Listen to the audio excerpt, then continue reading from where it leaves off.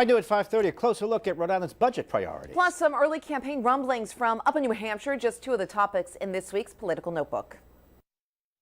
And welcome to Political Notebook, when we speak with analyst Wendy Schiller about all things politics. Of course, this week it looks like we might find out what this pension settlement's all about. The gag order may even come off. I mean, I think it's taxpayer dollars, right? It's pension, retirees, it's their benefits we're talking about. But in order to fund it, the state legislature will have to tag on a bill to the budget, and that's going to come from tax revenues. So I think taxpayers should know what's in this, certainly as soon as possible, but before the state legislature sees it. Well, and so they will. So, I mean, all this talk about the gag order, it's like we're not involved in the negotiations. Why do we have to know the details? Because any commitment that the elected officials make, the governor, the treasurer, the speaker of the assembly, the state senate president, that's with our money. That's taxpayer money. So I think we should have some say before they all sign, seal, and deliver it. We've seen that before in the legislature. It doesn't always go well. So I just think a more open process is always better.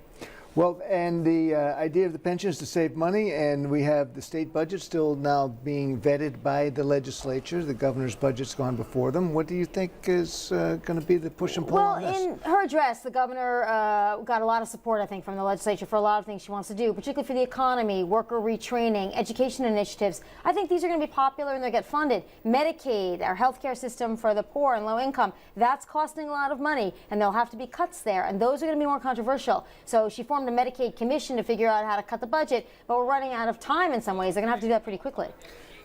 And here we are in the beginning of 2015, yet the candidates for the 2016 presidential election are already making the trek to New Hampshire. Yeah, I call it New Hampshire invasion. Ted Cruz was there for a couple of days, Rand Paul, Scott Walker. We're waiting to see if Chris Christie comes back up, because he's been there before, but he's been laying a little bit low. But this is really the early part of the 2016 campaign. We have a really close seat, right? We're close to New Hampshire. We should pay attention, because the Republican nominee could very well be the next president of the United States.